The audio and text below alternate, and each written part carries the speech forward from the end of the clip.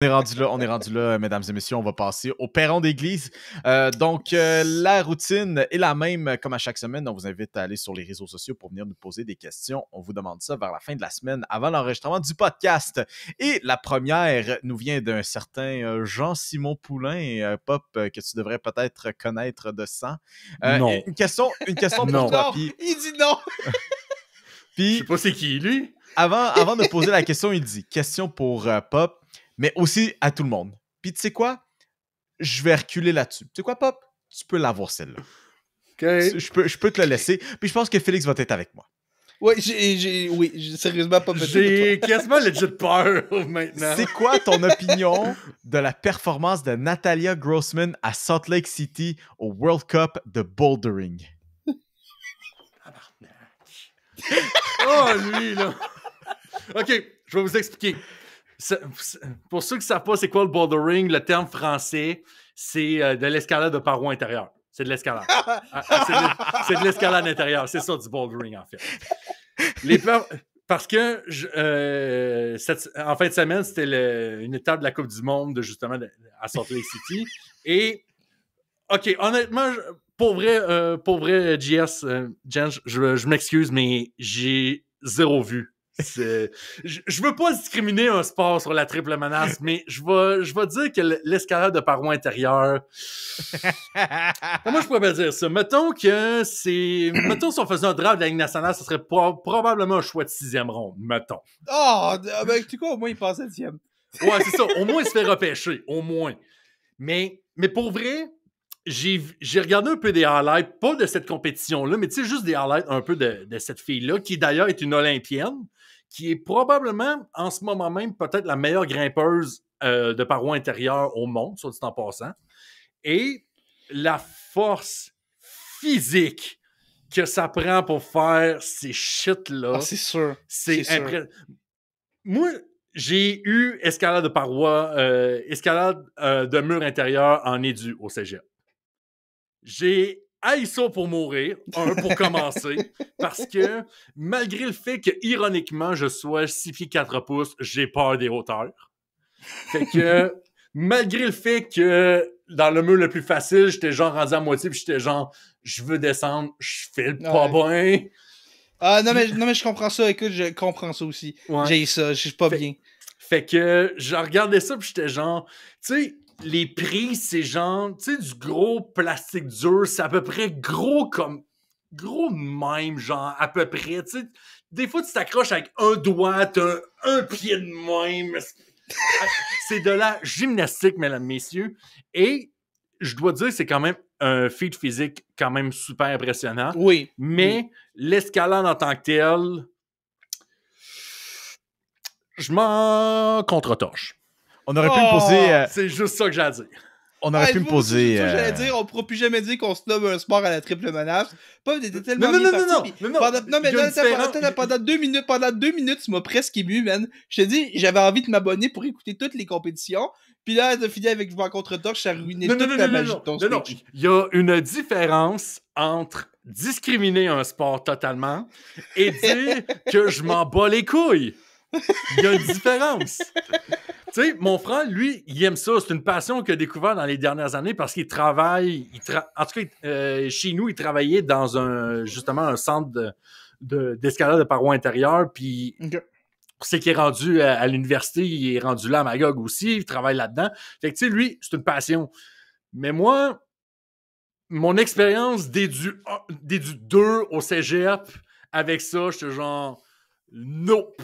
Je m'en fous et je vais pas m'intéresser à ça, malgré le fait que les athlètes qui font ça, c'est des monstres. C'est des dogs. C'est clair. On aurait pu me poser la question... Pour vrai, là, regardez les highlights. Les exploits physiques, ça vaut vraiment la peine. On aurait pu me poser la question en 2019, puis j'aurais probablement pu vous en jaser un petit peu plus quand j'ai eu ma phase de Granola Boy escalade. Parce que oui, j'ai eu cette phase-là avant même d'être à l'UQAM, soit dit en passant. Maintenant, je l'ai sans faire de l'escalade. Le monde à l'UQAM, c'est pas des granolas qui font de l'escalade, c'est des granolas qui font de la slackline au parc La Fontaine. C'est pas la même chose. C'est pas pareil, là. C'est trop physique pour le monde de l'UQAM, l'escalade. Ils font de la slackline. Non, tu ris, mais l'UQAM, tu sais, oui, c'est beaucoup du gorpcore, tu sais, porter du linge de plein air en ville, mais j'en connais beaucoup dans mes cours qui me parlaient de leur voyage en Alberta l'été précédent, qui sont allés faire de l'escalade. Je peux dire, il y en a qui en font. Anyway, c'est pas... moi, je fais juste dire que les grimpeurs puis le monde qui font du crossfit ont la même énergie, pis ça... C'est ça. C'est positif ou négatif?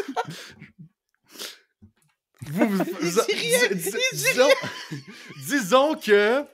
Tu sais, quand Simon Gouache parlait de CrossFit dans ses numéros d'humour, je le comprends. Non, je pourrais pas te dire. Allez voir sur YouTube, vous allez comprendre. Allez voir ça. La dernière question qu'on a cette semaine nous provient de Producer Ali. C'est une bonne question. C'est très mime comme question, ça aussi. Qui demande qu'est-ce qui est le plus probable, plus propice d'arriver en premier? Pop et moi qu'on devienne des Swifties, ou si Félix publie une photo de lui sur les médias sociaux. La réponse est très simple. Il n'y a qu'une seule façon de répondre à ça. Et autant que je suis une personne orgueilleuse, tort est d'admettre que c'est plus propice que Pop et moi deviennent Swifties avant que Félix poste sur les réseaux sociaux. Félix, pour ceux qui ne le connaissaient pas plus que ça, a littéralement aucune photo de lui qui existe sur Internet, sur ses comptes de réseaux sociaux. La seule photo qui existe de lui qu'on peut trouver sur un de ses comptes, c'est son compte Twitter, puis c'est une photo essentiellement de la triple menace de notre logo. C'est le logo. Ouais. Sinon, Félix, pendant presque un an qu'on l'a connu, ou du moins moi personnellement, j'ai su qu'il allait à mon école secondaire. J'ai pas jamais pu coller une face au personnage qu'est Félix Forget. J'ai dû aller sur Google, trouver Félix Forget, voir qu'il y avait un Félix Forget qui travaillait pour le site Dans les coulisses, et après ça, assumer que c'était peut-être lui, parce que c'est un gars qui parle de sport-là aussi, mais j'ai aucune autre preuve de lui à l'extérieur de ça, mais je sais en plus de ça qu'il était à mon école secondaire. Tout ça pour dire, Félix est une personne très rationnelle. Félix est une personne qui pense. C'est une personne qui étudie en psychologie, je tiens à le dire. Oui, c'est quelqu'un qui connaît les humains, mais c'est certainement une personne rationnelle. Moi, je suis quelqu'un qui réagit sur les émotions. Je ne suis pas une personne rationnelle, ce qui fait que c'est plus propice que je tombe Swiftie, non pas parce que je risque de m'intéresser demain à la musique de Taylor Swift, mais plus parce que Félix est tellement en contrôle de sa personne qu'il ne postera pas sur les réseaux sociaux. Écoute, moi, je pense que je vais répondre à la question un peu différemment. Je pense que, en fait, la réponse est simple. Je pense que les deux arriveront jamais. Je pense que, écoute, le jour où Mio va devenir un Swiftie, ça va être un pas d'urgence, OK? Ça se peut que ça sorte à n'importe quel moment dans la semaine. Ça va être une discussion pendant 3 heures juste sur Taylor Swift avec moi et Mio, OK? Yeah, on va parler de ça pendant 3 heures. Je vais prendre mon avion pour qu'on fasse ça. Ça, c'est pas correct. Mais, écoute, si ça arrive, urgence nationale, il va y avoir un pas, vous le verrez pas venir. On l'annoncera pas, ça va juste sortir, OK? Ça va arriver un jeudi matin, comme ça, puis par accident, vous allez ouvrir Spotify ou Apple, whatever, puis boum, il va y avoir un épisode de la triple menace, 3 heures. Mio est devenu un Swiftie, ça va être le titre. On va juste parler de ça tout le long pendant 3 heures. Ça arrivera pas, OK? Si ça arrive, je vous dis, vous allez le savoir. Ça arrivera pas. Je suis convaincu que ça arrivera pas. Et Mio le dit, je suis une personne qui est un peu plus privée, un peu plus rationnelle, comme il disait. Je suis pas nécessairement le plus... quelqu'un qui adore exposer sa vie privée et tout. Fait que je pense que les deux, on est un peu campés sur nos positions. Puis Pop, j'ai pas l'impression qu'il va devenir Swiftie non plus. En tout cas, ça me surprendrait vraiment beaucoup, à moins qu'il me dise quelque chose de différent. Peut-être que dans 30 secondes, je vais passer la POC à Pop pour qu'il me réponde, puis il va me dire que finalement, il est un Swiftie depuis tout ce temps-là, puis je vais tomber en bas de ma chaise. Mais écoute, avec d'ailleurs Oli qui nous écrivait pour nous dire qu'il était au Eurostore en fin de semaine de Taylor Swift à Paris, mon rêve, si quelqu'un chez Ticketmaster ou quoi que ce soit écoute ce podcast-là et par miracle a des billets pour un soir à Toronto, mon numéro écrivez-moi, ça va me faire un grand plaisir de discuter, on va voir ce qui est possible de faire. Félix, il va pull un Jimmy Butler puis il va donner son numéro de téléphone. Pop, je pense que la seule façon que tu deviennes Swiftie, c'est s'il y a genre une collaboration Taylor Swift et System of a Down, genre de quoi de même, là. Hey, yo, ça serait très méta. Mais Hey, il y en a une avec Fall Out Boy. Un moment donné, je vais l'avoir avec celle avec Fall Out Boy. Je te jure, je vais avoir un pop avec mais celle. écoute, les Swifties en eux-mêmes, OK, ça, c'est un autre débat. L'artiste Taylor Swift, je dois lui donner, il y a certaines tunes que je trouve qui sont des bangers. Pour vrai, Oh mon Dieu. il y a des tunes... Oh mon Dieu. Non, mais tu sais, j'ai jamais bash Taylor Swift sur ses chansons, par exemple. C'est vrai. Quand je bâche, c'est souvent sur les Swifties, mais tu sais, C'est vrai. je dois donner les fleurs à Taylor Swift, surtout peut-être un peu plus son...